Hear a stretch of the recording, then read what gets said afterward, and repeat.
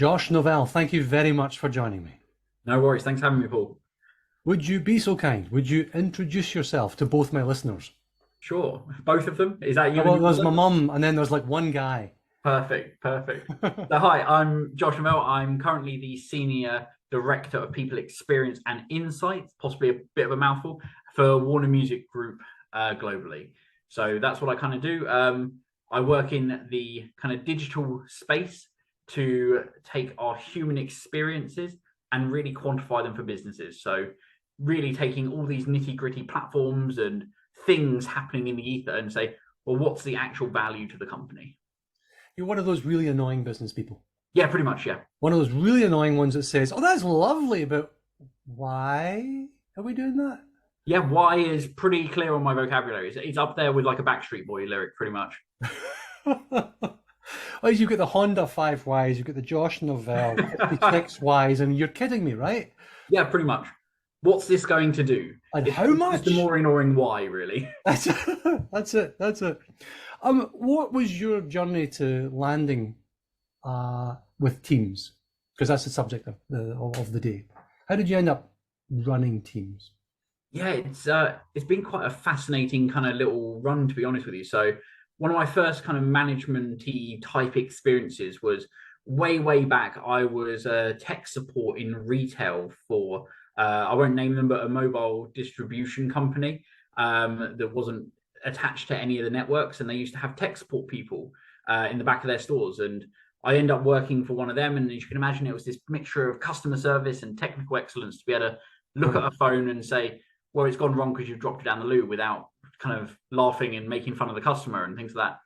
And Smells a bit. That's yeah, it probably the smells a point, bit, isn't that it? sort of stuff. And working in that with a keen eye on what's actually profitable for the company meant that I kind of quite rapidly evolved in this tech support role to be accountable and kind of responsible for a large number of the other technical support people. So probably kind of semi-managing some of the most introverted engineering type people you can imagine, but still some of the most fantastic people that you could imagine.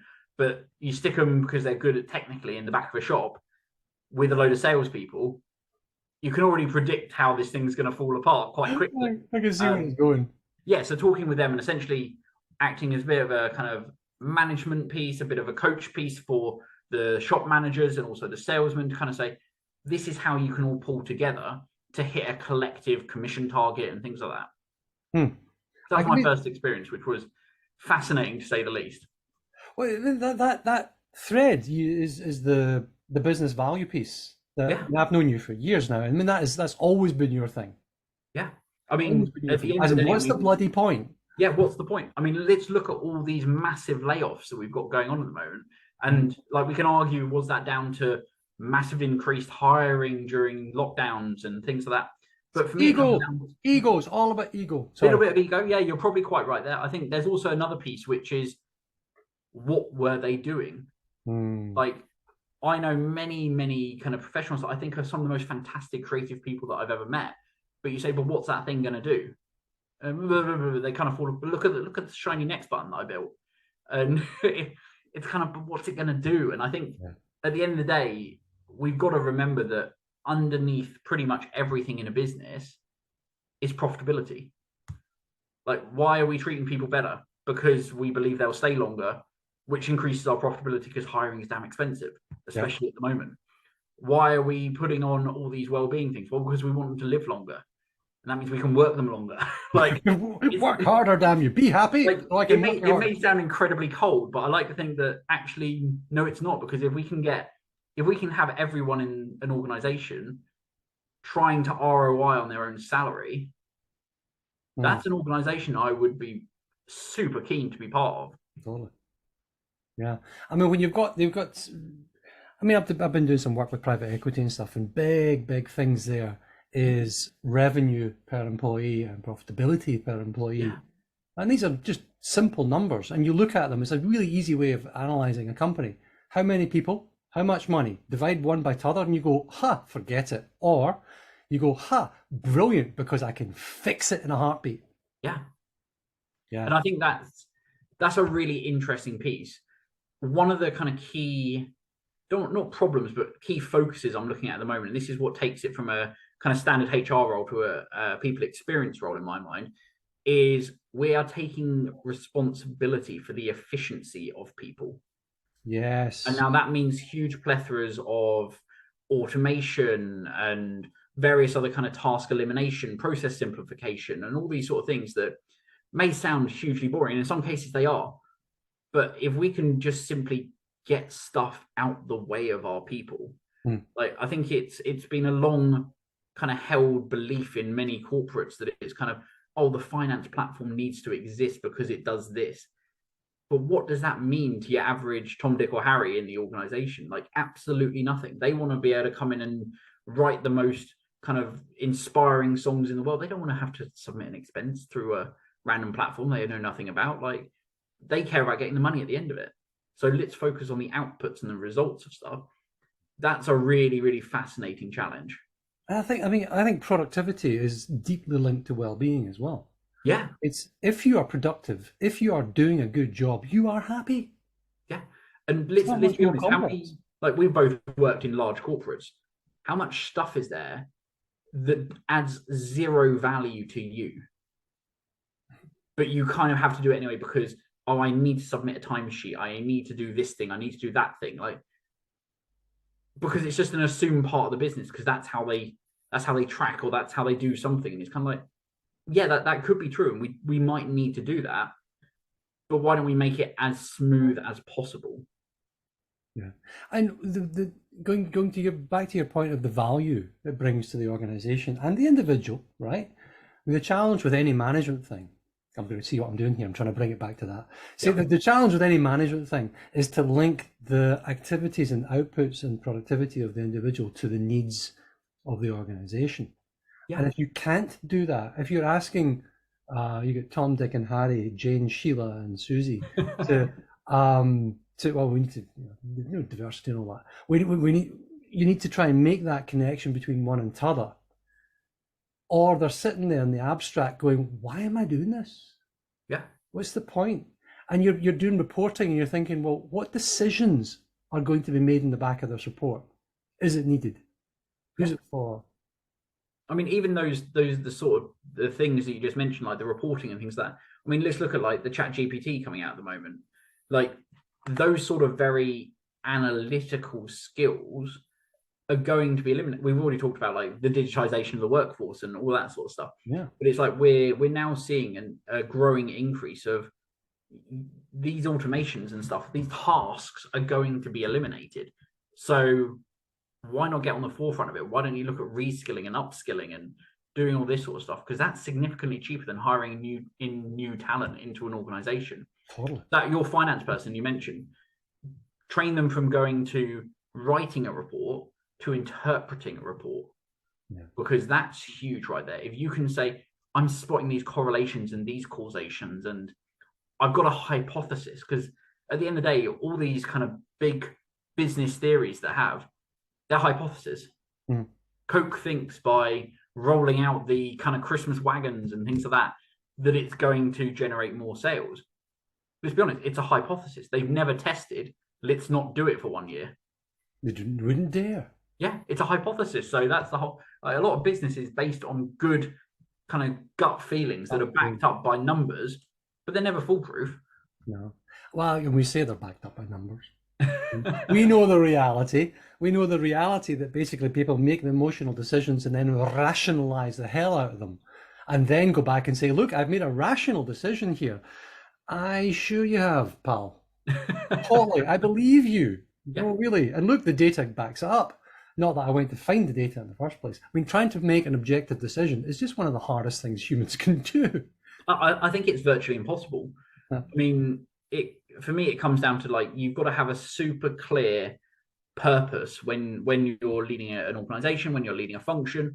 Like if you can simply say, we exist because of X, that's a common goal that people can get behind. And now if we exist because of X is also something that's valuable to the company and you've articulated the value of that to the company, that's a pretty solid team right there that when the kind of redundancy waves come around and things like that, they'll go, oh, well, let's not touch that because that's got an X and Y that really makes sense to us as a business. Yeah. Nuts. What then, given your this insane predilection you have for ROI, value, business purpose, benefit to the individual and the organization, what advice would you then give to other managers, somebody new in this game?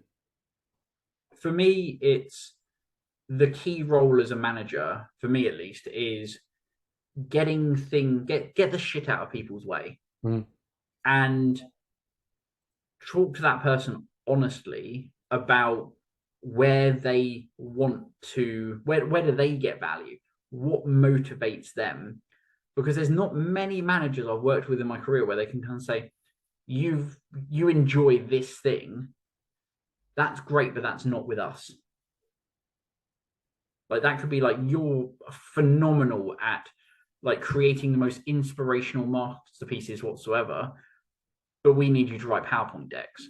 So you know what? I'm going to help work and develop and nurture you, gleaning what I need from you in the meantime, so that you can be set up to be X role in the future. That is a hugely inspiring thing. I think we are custodians of their talent. We can help them kind of hone it and focus it. But at the end of the day, we're there to really kind of get them ready for their next challenge, irregardless of where it is. Someone could say, I want to be bobsledding champion of the world, in which case, you know what, instead of Shrek, Cool Runnings is going to come out as the Christmas movie this year. Love it. Custodians of talent. I like that. There's a concept of tour of duty as well, yeah, which I've always liked. Is that the reality when you're having an employment conversation with somebody, a hiring conversation, or a annual one-to-one, or whatever it is, and you're recognizing that you're not going to be here in 20 years' time. So if you're not going to be here in 20 years' time, you're going to be here in 10, or 6, or 5, or 4, or 3, and hopefully, because 10 years is fairly short these days, hopefully you'll get 3 or 4 years out of somebody. Year 1 is them finding their feet, finding the toilets and how the coffee machine works. Year 2 is really becoming useful and valuable. Year 3 is excelling, mastering everything and getting on with it to the nth degree. And at the same time, preparing themselves for their next gig. Hopefully the next gig is with you, somewhere else, perhaps, growing and developing. But if it's not, it's not. Yeah, it is exactly that. And your kind of key point there is in your example of that timed competency piece, like our main focus as a business or as people managers should be trying to shorten the trunk at the beginning. I think that's the maximum opportunity. Because to your point, that person's taking 3 years worth of salary. You're getting a year and a half of productivity for them. That means they need to be at least double to make the role even slightly profitable for the company. But to your point, not everyone makes the money evenly. In an organization like where we've worked, you look at the salesman ROI versus the ops ROI, it's clear to see ops are bringing in kind of service revenue and things like that, but licenses and subscriptions and stuff like that, like the big money, that's coming in from over there. So it's how do you then split that apart? How do you figure out, do you fairly just go headcount by revenue, like you said some of the investment companies do? Or do you try and get a bit more into the nitty gritty of it? Yeah. I think, my background is revenue and sales and all that sort of stuff.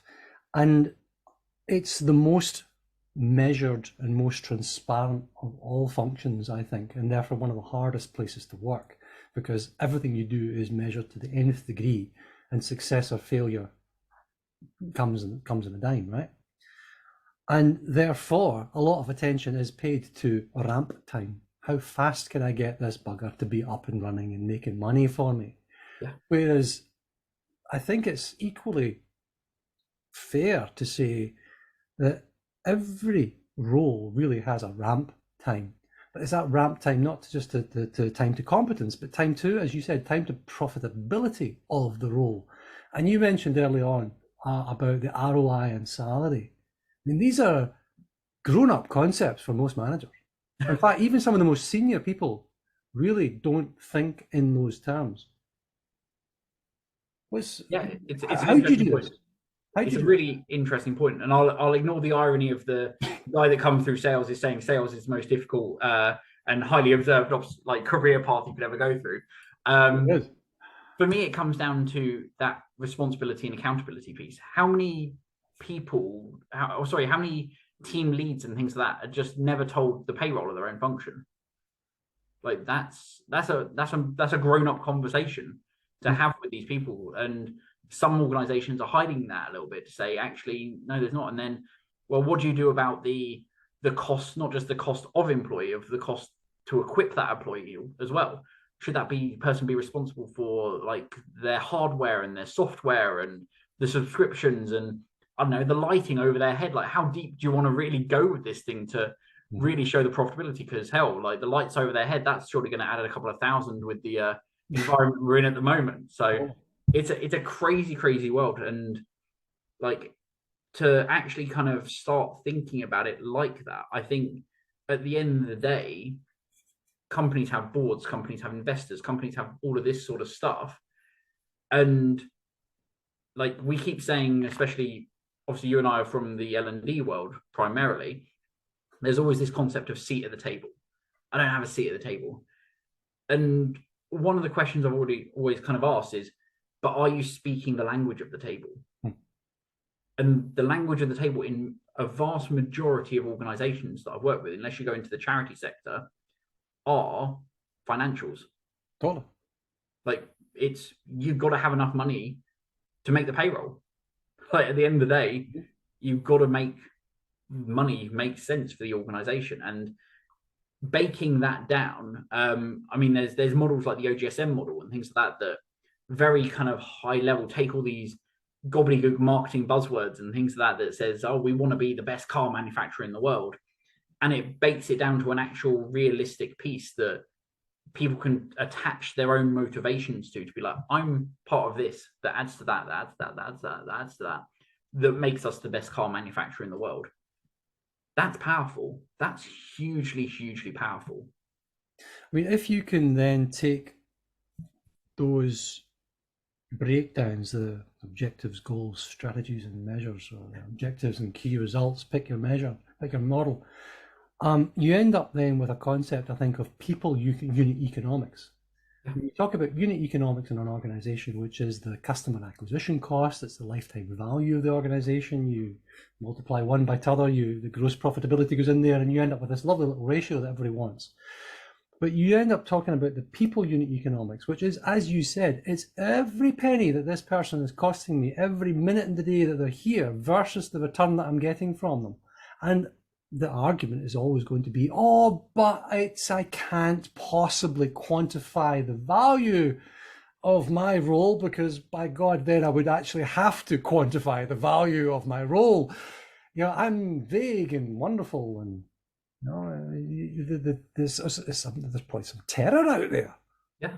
I mean, like, especially I think in the creative world, I mean, how often would you fund a creative kind of MacGyver before, I don't know, you could be funding them for 15, 20 years, and suddenly they come out with one thing that makes the entire 15 years make sense. Totally. But that requires 14 years of holding your breath.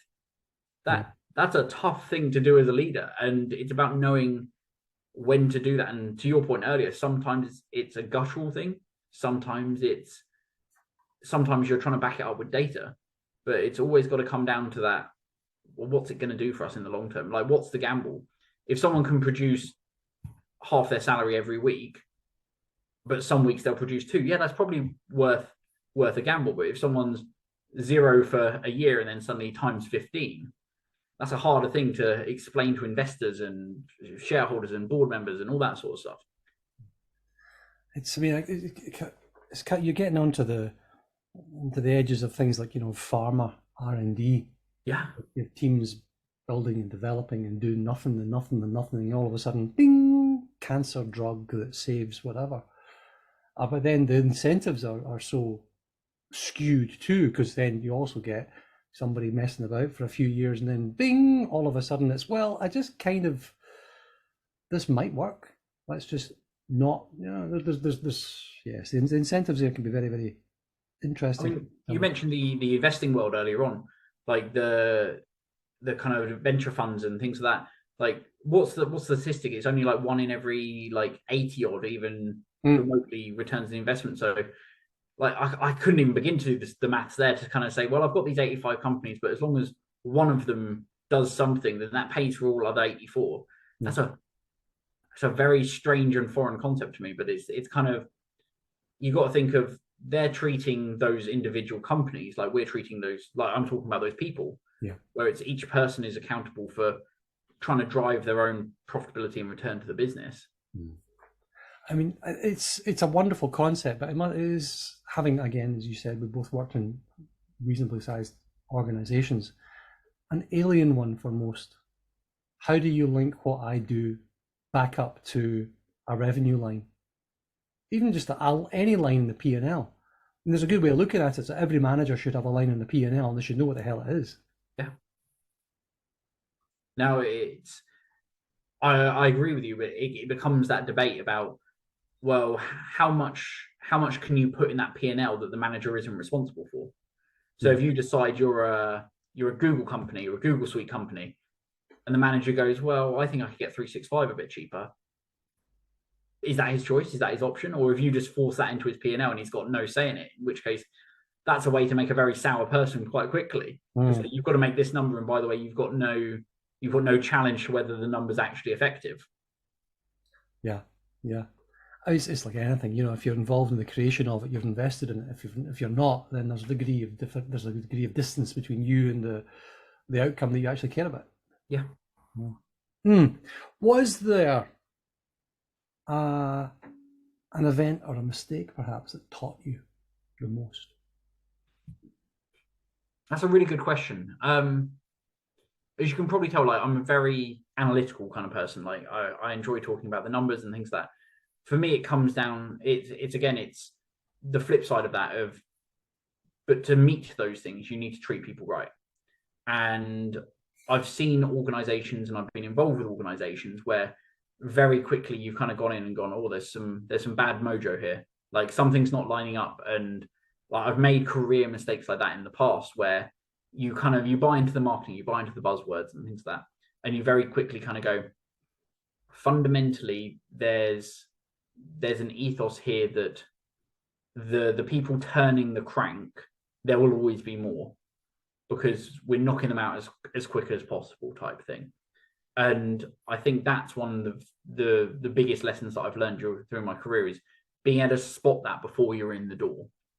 And that's a really kind of crucial piece, I think, that people in, like, as much as I talk about financials and things like that, the people are not indisposable. The people are not just a number for me. There's a big reason that even in the kind of HR technology world that I exist in, I really am not a fan of the term HCM. So it's human capital management. It's kind of, it always makes me think of kind of cattling and things like Yellowstone. Yes. Episodes are coming into my head and things like branded in the forehead. Yeah, exactly that. But at the end of the day, you've got to treat the people right. And being able to spot from afar whether a company is treating people right, not just for somewhere you want to work, but it could be somewhere you want to, like, it could be a vendor partnership, it could be all these kind of bits and pieces, but it's got to come down to like treating the people right. Because if not, you're going to end up with, going back to my car analogy, you're going to end up with the most wonderful engine designs in the world, but the person that designed it left 15 years ago, and there's suddenly a problem, and no one can backwards engineer this creative MacGyver genius that came up with this catalyst converter or something like that. But you kind of need that. And yeah, for me, it's biggest lesson you said, being able to spot the warning signs in an organization before you're in bed with them, whether that's employment or partnership or contracts or anything like that, I think is a really, really good lesson that I've learned throughout my time. What are the warning signs? What do they look like? Variety of things. I'm a huge fan of transparency sites like your Glassdoor, etc. Like there's no smoke without fire, as they say. So being able to spot the common threads in that, and sometimes those don't take it all on kind of face value. Sometimes those negatives on sites like that can be a positive.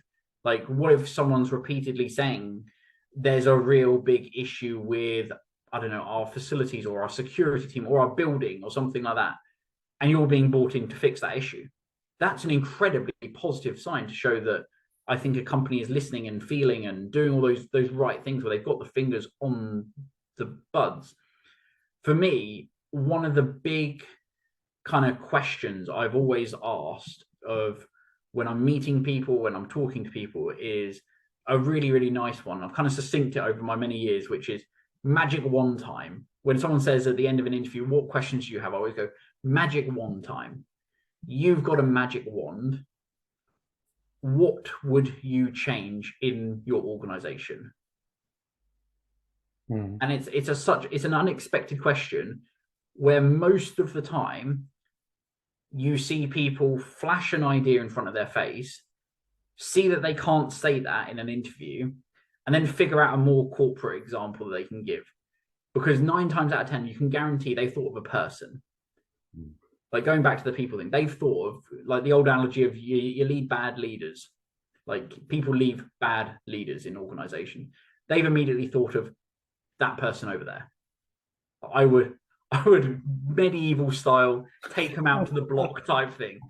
Pliers. Yeah, and they've not thought about actually systemically, how did that person get there? Why is that person how they are? What's their motivations? How can I link in with that? Because everyone's reasonably selfish at the end of the day. Yeah. Like even if your selfishness is doing things for others and things like that, like you get something out of it. Like you get, I did something good, like that good endorphin hit there. Like that's a really crucial thing to figure out. Well, what's in it for them? So yeah, that's one of the things that I would look at to kind of get us going. The other thing is just generally talk to the people. Like if you're speaking to a sales guy and things like that, ask to speak to a tier 1 support agent. It's the old analogy of like, see how people treat the receptionists or the cleaners. Like speak to people at all levels of an organization, and you'll very quickly kind of notice, look at people's average tenure. Not that a short one can be bad, but it's an indicator. It's a kind of blood on the water type thing. Like there's a thing there. But if you go to an organization and their average tenure is like 6 months or something, yeah, probably a strong indication that something's not quite right there. But if they're like, yeah, if their business is, we hyper develop people from university degrees until they're attractive enough, they are kind of poached by people who are also a recruitment firm that helps them get found by those people, and they're only expected to be here for kind of 6 to 7 months. Okay, 6 months makes complete sense. So spot the warning signs in the water. Don't be afraid to ask a question. You're in the driver's seat most of the time. What would you like to thank young Josh for doing? Well, firstly, I'll paint you a picture of young Josh. So significantly longer hair, almost down to the waist, long ringlets, which is always a kind of great image, going to metal gigs and things like that, which are absolutely, like looking back, hilarious memories and things like that. For me, one of the crucial pieces is thanking my own teenage laziness. Because my educational track, I didn't go to university, I don't have masters, I don't have any of that sort of stuff under my belt. And yet I went into a very, very practical engineering course at college. So I was doing your metalwork, your grinding, your welding, your things like that. And it was during the time where the government had insisted you had to do something vocational alongside your very practical course. So I decided to do things like computer sciences and things like that.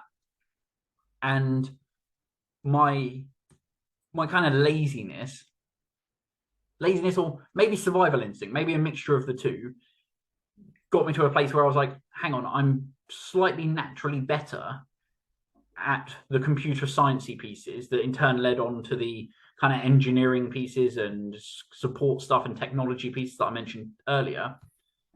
But one of the main drivers of me going down that route was I didn't want to get burnt anymore.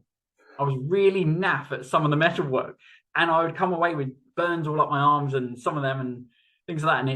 And that's one of the big things that I would say thank you for that. Like it was figuring out that I had a natural incline a certain way and not being afraid to follow it. You hear about people all the time where, whether it's kind of family pressures or cultural pressures and things like that, where they've felt like they've gone down to a certain route and they probably hit like their mid-40s before they suddenly rebel, buy a motorcycle and go crazy a little bit. Speaking of which, how's Ruby? But anyway. Babs Babs. Sorry, Yeah, Babs, isn't yeah, it? so it's okay. Babs, by the way, for both my listeners, apart from you, Mum, it's the other listener you see I'm talking to here.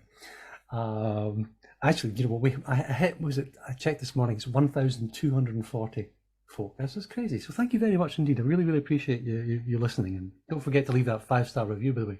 You know, Babs is my pride and joy. It's my second midlife crisis. My first midlife crisis, I married, so she's great. It's Kathy. But no, the second midlife crisis, no, it was a crisis. It was Babs, a 1972 bright flame red MG midget, classic of British sporting engineering. Anyway, go on. No, it's a lovely car. It's a lovely, lovely car. But for me, it's kind of, I had this piece, whether it was laziness, whether it was instinct, whether it was whatever it was, but I kind of followed the things that I was naturally curious and interested in from a very early age. That's a piece that I'd be like, I'm grateful for that, because who knows where I'd be without that. Well, there you go. Okay, we're going to wrap up then. Your coordinates. How can people find you, Josh? So main pieces for me is probably my LinkedIn. If you want to find me on there, Josh Novelle, just search away and you'll find me on there. Always up for a conversation. Like, reach out, like, let's have a chat. I'm always, as you can tell, I'm probably super curious about how other people are doing this. I don't assume that we've got it right in any way, shape, or form. I'm always up to kind of hear how other people are doing it. Josh Novelle, consummate learner and analytical people person extraordinaire. Thank you very much indeed for joining me. Thanks, Paul, for having me.